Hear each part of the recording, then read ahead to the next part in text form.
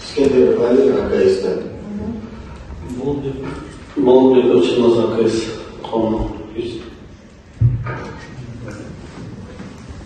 Саламатсыздар, Игорь Махамеджовбековна, АКС Полна.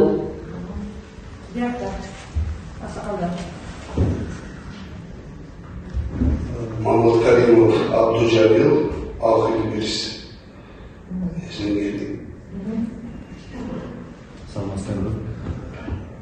Саламатсыздар. Аджиматов Кемиков, Алхим Бирис турат.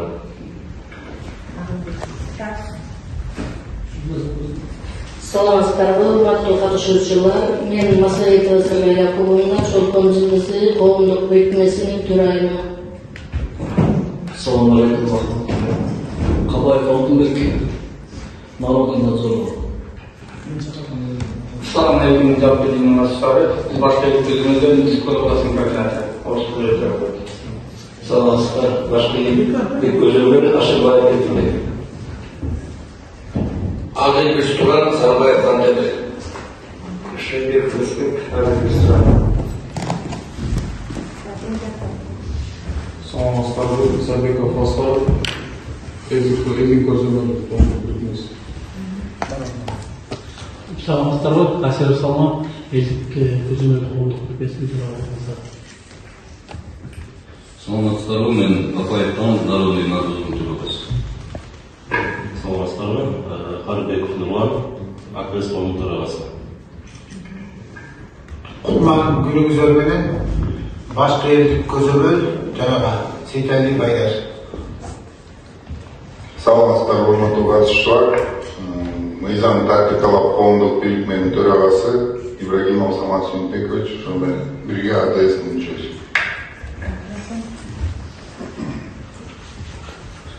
Саламатсыздар, урматтуу катышуучулар. Агыл Бештуран, Дүйшөнбеков Бактыбек.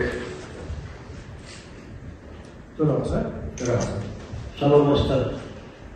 Академиялык коомдук бирикмесинин төрагасы Жексенбаев Роман Муртазаевич.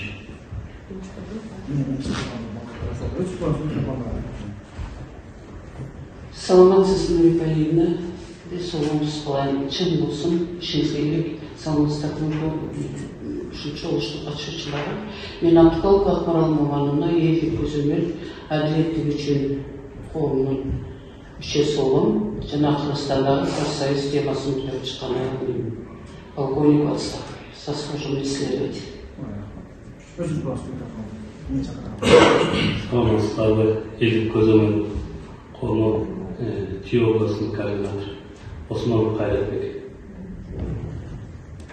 Саламатсыздар, урматтуу Нурипалиевна, урматтуу БНК катышуучулары. Кадыев Бектан, Кыргыз Республикасынын студенттер ассоциациясынын президенти.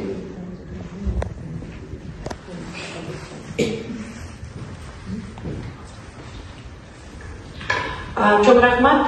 Sizlerge programmаны бердик. Баргарда бар ғой программа.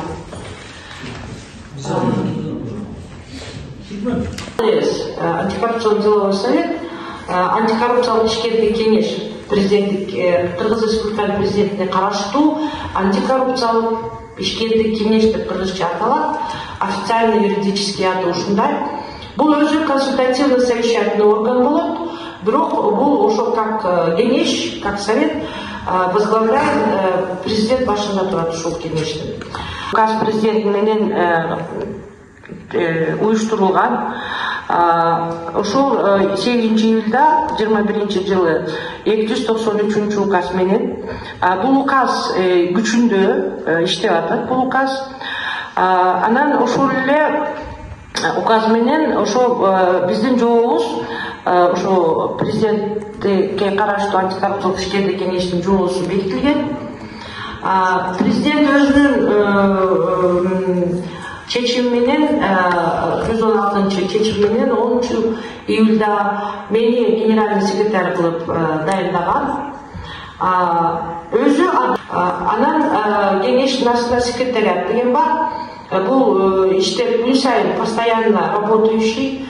секретариат, бул деген рабочий орган ушул кеңештин. Ушул секретариаттын башында мен турам. Следующий слайд. Менин жанымда отурушат ушу жигиттер, ушу коомдон келишкен. Радик Шабданов бул народный надзордон келди и Самаган Тучубаев бул АКСтен келди. Да, булар азыр секретариаттын, радик секретариаттын башкы эксперти, Самаган бул Бишкек боюнча АДСтин өкүлчүлүгүнүн башында турат. Түркмөнда ушу эмеден келген башкы элдик көзөмөл. Бул жигит бизде азыр чүлдүн представительствосунда, региональный представительстводу башкарат. Анан ар бир региондо биздин өзүбүздүн өкүлчүлүктөр бар. Да, менин ушул указ менен бекитилген укуктарым, мен как генеральный секретарь что имею право делать, анан бияка мен чыгарган жокмун. Эмеде максатта эмне үчүн ушул максат, кайсы максат менен президент ушул антикоррупционный деловой советти түздү эле, ошол жакта бар. Биз деген биринчиден мамлекеттик органдар менен анан жарандык коомдун ортосундагы платформабыз. Экинчиден ушул коррупцияны көзөмөлдөп, ушул жарандык коомдорго шарт түзүп берип, мониторинг жасап, анан ушул мамлекеттик органдарга, тийиштүү мамлекеттик органдарга, президентке ушул элдин үнүн жеткиргенге. Эң биринчиси ушул менин бүгүнкү кезигишүү бул тренинг деп эсептелет. Биз бүгүн ушул мониторингди кандай жасайбыз, мониторинг бул эмне? Биз 10 февралда жолукканбыз, 25-жыл бул жылы. Ошондо биринчи жолу биз ушул мониторинг группаны мониторинг жасайбызбы, жасабайбызбы, кандай жасайбыз деп макулдашып, ар бир коом ушакта отурган, ушул мониторинговый группага кирген коомдор меморандумду алганында өзүнүн мониторинг пландарын даярдап, анан мен бекитип, тийиштүү мамлекеттик органдарга жиберип, анан ошол жумуш башталды да. Кээ бирлер ушул 10 февралдан кийин ушул март бир ай уже жолугушууларды өткөрүп, ушул иштерди баштады, кээ бирлер только баштап атат. Кээ бир мамлекеттик органдар жаңы эле алышты каттарды.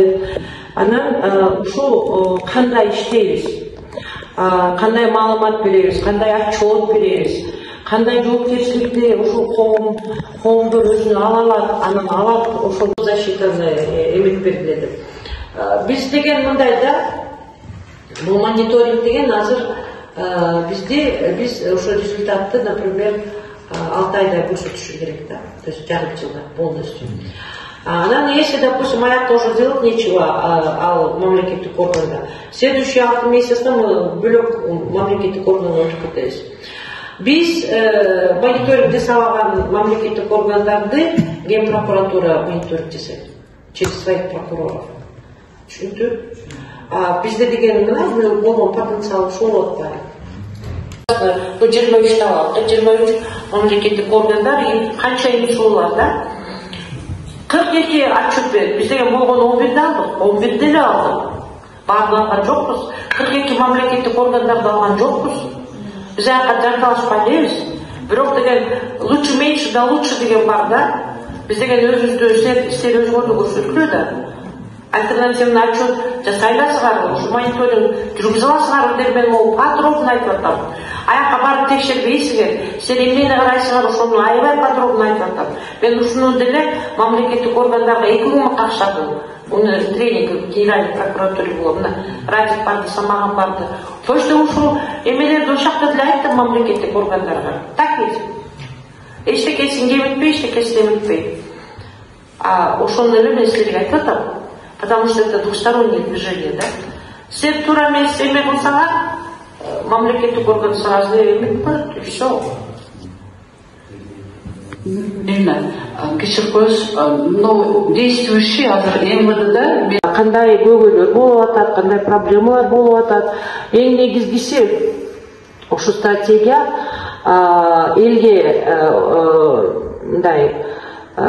коррупциядан айрылганга шарт түздүбү, элге жеңилдик алып келдиби, эң негизгиси ошол да. Анан биз международный рейтингтерде Кыргызстан аябай эле мындай низкий показательде отурабыз. Анан бир негизги ошол тапшырма ошол стратегияда кабыл алынган, ошо биздин Кыргызстандын аброюн эл международный уровеньде, эл аралык уровеньде көтөрүшүбүз керек да. Ошон үчүн бул стратегияны кимдер аткарат? Бул стратегияны мамлекеттик, тийиштүү мамлекеттик органдар аткарат. Анан ошо биздин эмес, коомдун ролу кандай, коом эмне кыла алат, коом кантип иштейт, ошонун баары ошол стратегияга да план ишке кирилген да. Следующий слайд, да, пожалуйста. Экинчи слайд. Сен ошол жактан отуруп эле эмете бер. Эми силердин кичине жаңы келген уюмдарга ошо 2 күн Генеральная прокуратура ошо тренинг мамлекеттик органдарга берди 8-9 апрелде. Ошондо мен да ойлоп койдум да, уже аябай көп жаңы формироваться. Быйыл ошол отчеттордо мамлекеттик органдардан келгенден силердин отчеттор, силердики основному косвенное измерение кирет да. Отчеттордон ушул Генеральная прокуратура будет формировать эту базу данных. Анан ошол база данных до конца года формировать этилип 180 показатели баары кириш керек да. Кирип калыш керек. Ну, 100 керек, 110 керек ошол база данных киргенден кийин анан вот это все эти данные будут собираться онлайн, да? Шунун баарын это должны делать государственные органы. Анан 26-жылы уже уровень коррупции измерения ушунун баары будет в сравнении с 25-м годом. Вот 25-жыл это как бы считается базисной, да? От чего мы будем потом дальше отталкиваться. Вот подкуп боюнча. Смотрите, это я просто взяла как пример.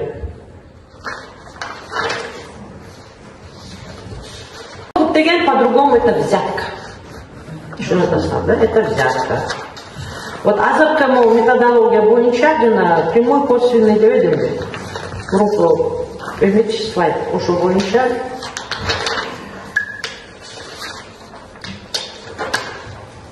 например, прямая оценка, например, ЦОН возьмем, да, баары ЦОН. Ну, она как бы считалась, да, очень высокая. Ну вот, ушел 12 айдан баштап, ну вот, допустим, Самагандын фейсбукта страницасы бар, аякта такого возбуждено уголовное дело киргизе берет, да. Бирок очень хорошая база, чын айтсачы, там можно вытащить, допустим, в течение года или, допустим, в течение 3 месяцев, да, ошо соңго канча кишиге ушу уголовное дело было возбуждено. Например. По всей республике? Да, по всей республике, да. Все уголовные дела, которые возбуждают ГКМБ, сама киргизер өзү страницасы. Группага кирген кишилерге, эксперттериңерге, координаторларыңарга ушундай тренинг өткөрүп, анан биз силер чогуу натыйжаны көрсөткөндөй болгула. Чын эле коомдун мамлекеттик орган отчетунда аны бербесе, допустим, да? Ну, вы знаете, ЦОНго, например, по регионам, северный регион боюнча, МСУ боюнча, да? Вы же по всем МСУ уже работаете, да? И ЦОН боюнча вот столько было возбуждено уголовных дел, например, да? Потому что оно просто фиксируете, да? Потому что оно фиксируете, например. И фиксируете общая сумма, ну, в долларах, в евро, в самах, да? Общая сумма вот этого подкупа, взятки, которые по всем ЦОНам, например, да, было. в виде взятки собраны, скажем так, да. То же самое по бизнесу, да. Бизнес, сколько денег заплатили за регистрацию, там, налоговую инспекцию, да, ну и так далее. Вот, что у нас лежит в косвенной оценке? Косвенная оценка, вот то, что вы делаете, да? Там у них 96 человек. Вы отвечаете за каждого человека, вот, который заходит из 96. Понятно, да? Что вот этих... Потом, чтобы не было, мониторинговая группа вот, является посредниками и так далее. Вы, как руководитель, отвечаете головой за них. Так, следующее. Кто у нас там? Башкелди Тюзюмель. Так, они делают Министерство образования, дошкольные школьные учреждения, мэрии городов, администрация и органы МСО. У них 124 человека. Мониторинг группа. Вот у меня списки здесь есть. Айдар, отвечаешь головой за каждого. Вот. Азыр я чуть-чуть опоздала, потому что мэрия Карабалты позвонили нам на телефон. Макаса там дали телефон нашего. Кто звонит, вчера налоговая звонила. Мэрия айтватат. Время, вот после подписания, 10 февральдан, и вот да, 15 апрельге чейин, кандай иш жүргүздүгөр, ошону, пожалуйста, белгиле. Потом мы с вами договорились, арбы жасаган ишиңер, встретились, пресс-релиз написали на своей странице. Ошол күнү эле, не ждите, баары менен встречать, потом актуальность жоголуп калат да. Сразу вешаете и группам отправляете, чтобы мы раскидывали, чтобы все видели, что вы мониторинг делаете. Теперь, нет, давайте так, объяснить чейн вы нам даете, но вы даете только до 1 апреля, именно джумуш, то есть за март месяц, февраль-март месяц, 1,5 месяца получается, да? А апрельде берете, дадите мне уже мониторинг отчету, апрельде, майда бересіңер, и июньда уже за квартал бересіңер. Что говорю? Есть отчет. И так договоримся, вот допустим апрель бітеу, у нас до 10-го, это нерабочие дни, біріне 0 ночей. Вот он чумайға да, вы, чтобы ваши все последний срок даете отчет. Айдар, айтып қою, всем. 10 чумайда отчета не будет, вот азыр деген 15 апрельде отчета не будет информации. Мен ошол коомду выключаю из мониторинга. Потому что Минюшка берген ушу жети организацияны сир ушуну жакпагыла. Кандай көйгөйлөр болуп атат, кандай проблемалар болуп атат. Эң негизгиси ушу стратегия элге мындай коррупциядан айрылганга шарт түздүбү, элге жеңилдик алып келдиби, эң негизгиси ошол да. Анан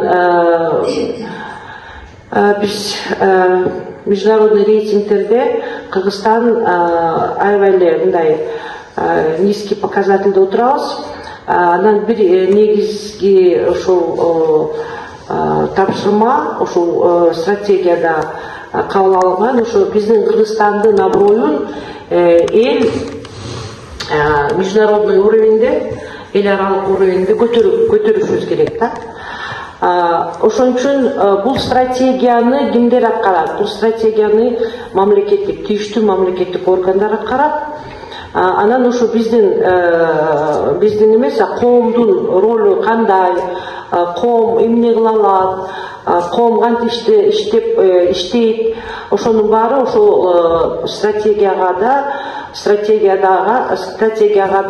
план ишке кирилген да. Следующий слайд, да, пожалуйста. Экинчи слайд. Сен ошол жактан отуруп эле эмете бер. Эми силердин кичине жаңы келген уюмдарга ошо 2 күн Генеральная прокуратура ошо тренинг мамлекеттик органдарга берди 8-9 апрелде. Ошондо мен да ойлоп койдум да, уже аябай көп жаңы кандай көйгөйлөр болуп атат, кандай проблемалар болуп атат. Эң негизгиси ошол стратегия элге мындай коррупциядан айрылганга шарт түздүбү, элге жеңилдик алып келдиби, эң негизгиси ошол да. Анан биз международный рейтингтерде Кыргызстан аябай эле мындай низкий показательде отурабыз. Анан бир негизги ошол тапшырма ошол стратегияда кабыл алынган, ошо биздин Кыргызстандын аброюн эл международный уровеньде, эл аралык уровеньде көтөрүшүбүз керек да. Ошон үчүн бул стратегияны кимдер аткарат? Бул стратегияны мамлекеттик, тийиштүү мамлекеттик органдар аткарат. Анан ошо биздин эмес, коомдун ролу кандай, коом эмне кыла алат, коом кантип иштейт, ошонун баары ошол стратегияга да яна план ишке кирилген да. Следующий слайд, давай, пожалуйста. Экинчи слайд. Сен ошол жакта отуруп эле эмете бер. Эми силердин кичине жаңы келген уюмдарга ошо 2 күн Генеральная прокуратура ошо тренинг мамлекеттик органдарга берди 8-9 апрелде. Ошондо мен да ойлоп койдум да, уже аябай көп жаңы андайларды албагыла. Лучше меньше да лучше деген бар. Маркстин айткан, Ленин айткан принципи. Көбөйтүп саны бар, сапаты жок, керек жок. Силер билесиңер да, ал коомдор уже өзүнүн репутациясын жоготуп койгон коомдор. Они не будут другими. Точно так же, например, взятка алып жүргөн чиновник останется взятка получателем. Его не исправить, понимаете? Поэтому стратегия для ошо антикоррупционное поведение, честность, неподкупность, ошо стратегия жазылбады, биз какшап атып. Ошон үчүн силерде таза болушуңар керек. Ошон үчүн ошондой коомдорго киргизгениңерди алып салгыла, чтобы я не слышала. А то я уже слышу там, ой, без всякого криптовизм мониторинг группа, там они уже там целую эту деятельность развернули. Болбойт андай.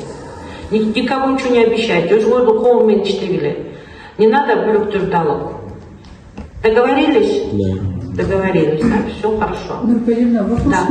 Все, мен бүттүм. Теперь, пожалуйста, ваш вопрос, только время. Мен аябай көп айттым, но я хотела очень вам хорошо объяснить, да? Түшүндүрүп берейин дедим, да, потому что есть много моментов при регистрации, например, у них есть инструкция по регистрации прав и о применении на недвижимое имущество, так? И вот при снятии обременения ограничений, если суд принимает решение о применении последственной деятельности, они ждут, пока банк не принесет извещение, да? А автоматически не будут применять они правила реституции двусторонние. То есть на исходное положение никогда не снимают обременение. Второе, необоснованно часто отказывают, они боятся ответственности. Вот примерно Соколов, Токмок, например, у меня практика 5-6 лет было. У них часто целое руководство сажают, задерживают. Теперь боятся.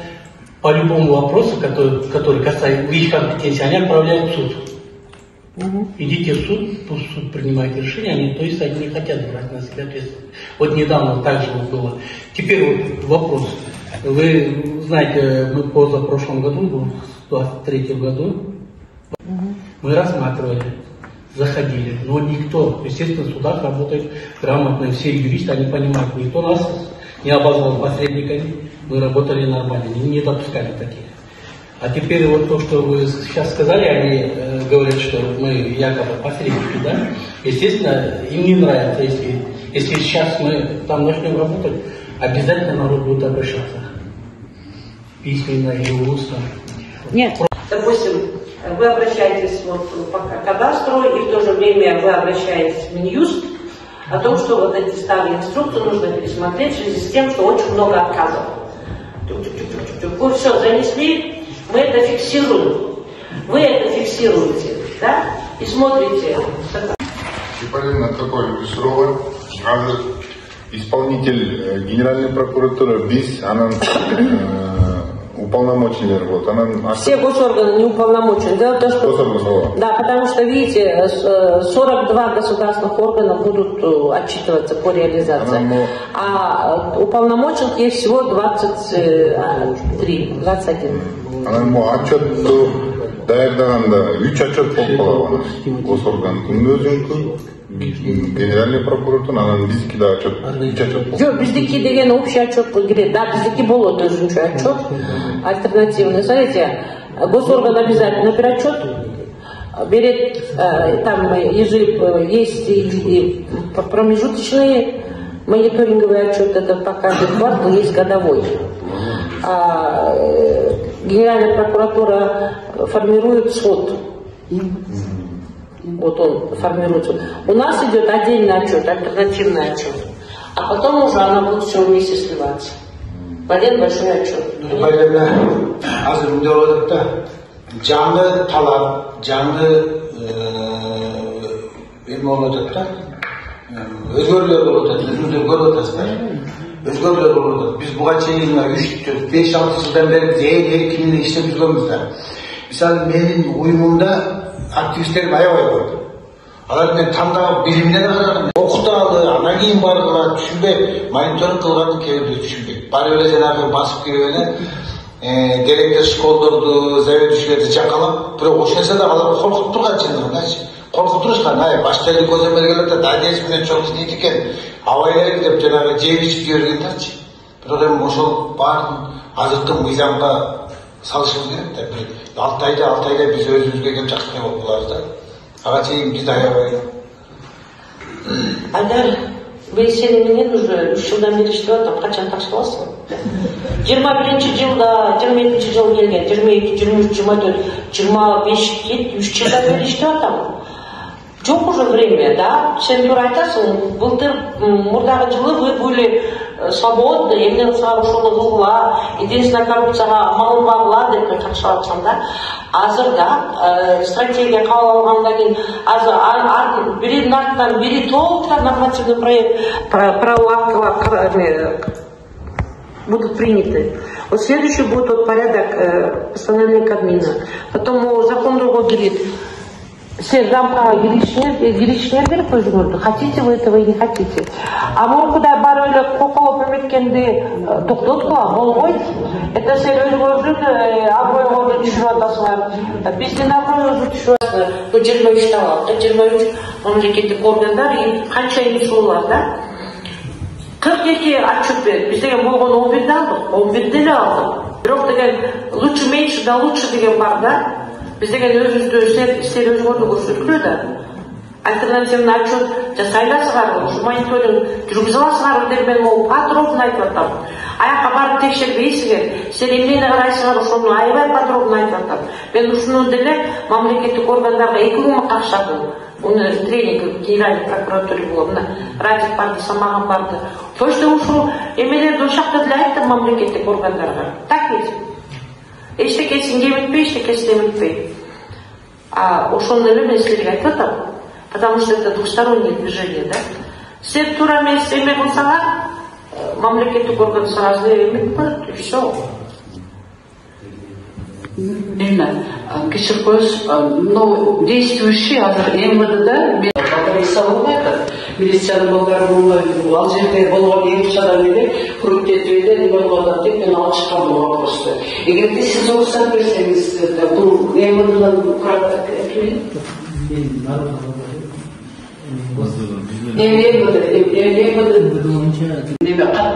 бир катымчы ушул вопросу көтөрүп чыксак болот деген абдан чоң вопрос. Бул республикалык деңгээлде алып чыккан уруксат бериңиз, мен материалдарды даярдап берейин. Билимге турмаган шапаратпайбы. Чындыгында азыр мурунку бийликтин органдарлар мындай айтканда дипломдор сатып алгандар, тааныш билим менен иштеп аткандар азыр түшүмүн берип аткан убакта ошол баардык тармак иштеп ататчы. Милицияда иштеп атат, айыл өкмөттөрдө иштеп атат, билим берип тургандар иштеп атат. Ал чындыгында ушу баардыгыбызга эле чындыгында оор болуп атат да. Алардын баарына чындыгында мониторинг жүргүзүп, чындыгы мыйзам менен иш алып турган болсок, кадр калбай ала турган болот да, чындыгындачы. Өтө көп жеке менен өтө көп кездештирем, ошол айтачы. Кенедей жөнөкөй каттырга жооп бере албайт. Аларга биз жогору жака билги жеткизилип, анын жумушун караталы десек, башка киши жок. Азыр айлык булар азыр бир болбогон айлык иштеп атат. Жергиликтүү бийлик 20 миң, 25 миң кошумча айлардан келиштешет. Мисалы 60 километр шакырыкка командировочный алат экен. Ушул чөйрөдө жакын болгондуктан жакшы билет, жеринен билет, бир жактан маселелерди ушул райондордун территориалдык башкармалыктары ушундай эм саекте чоң коррупциялар аныкталган, алардын болгон эле бир эмеси бар экен, көрө турган чарасы эм саектикечи ротация болуп экен. Бул ушу менен маселе чечип коюп аткан да. Ушул экиге бир жакшы мониторинг жүргүзүп, эгерде жери менен кармалгандар болсо, жакшынаак бир чараларды көрбөсө, бул токтобойт. Ошондой эле жана территориалдык башкармалыктарда жанагы жөлөк пул алууда чектөөдөгү дайыма көптөгөн коррупциялык махинацияларды биз алып чыгып көрүп жүрөбүз, буларга аралашып. Буларга дагы биз мониторинг группа кандай бир нерсени койбосок болбойт. Жастык болуп, бизде комиссия түзүп, мисалы жаратылыш лес хозяйственные эмелерди көйгөйдө. Конечно, болот. Анда вы же прекрасно знаете, мен силерге өзүм функциямды айтып бербедимби? Я имею право создавать эти комиссии совместно с государственным органом. Мага айткыла, жазгыла, я создам, аяктан тияктан бияктан барган делегизияны, пожалуйста, комиссия иштейбезби. Биз мурун деле ушундай жасачу эмеспи? Көчүп барып ара берип отурам.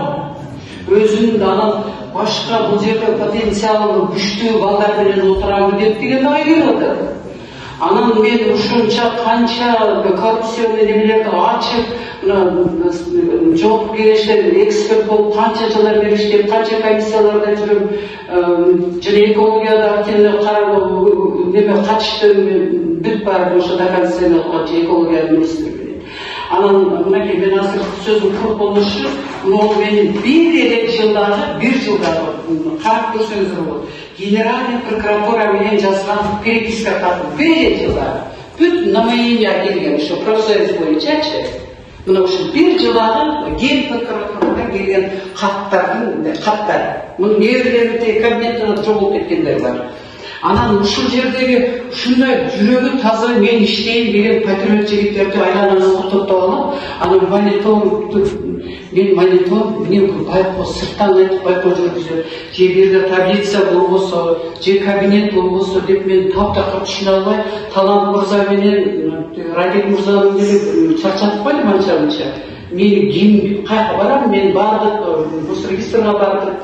Анан булар сүйлөп атат, мен мындай жеңиш алып, ошолордун деңгээлине чыга аламын десем, деңгээлине чыга албайм, мен таптакыр эле мондай артта калып калганмын деген да сомнение болуп атат.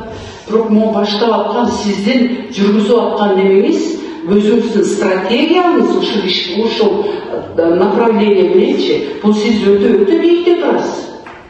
Чоң рахмат, бул менин стратегиям эмес, бул президенттин стратегиясы кабыл алынган, бирок биз ошол стратегияны башка 2 жыл иштеп чыктык, ушул коом менен, бизнес менен, эксперттер менен.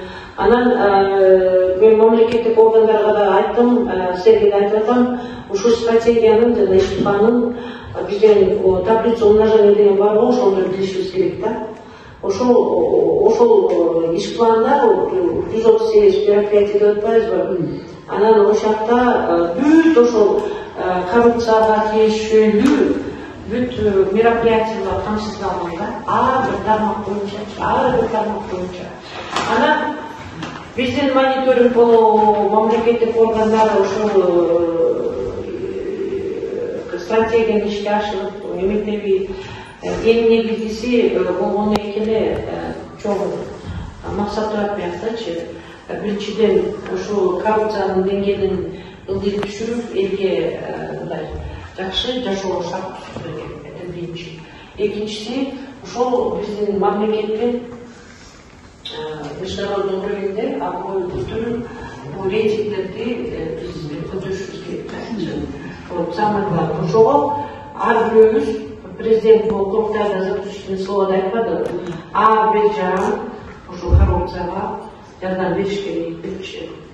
Анан ушуга карата ушу көптөн бери ушу балдар Самарган, Айдар, Радик сунуш берип атышканда Григорьевна келине биз субботник өткөрөлүк, тазалайлы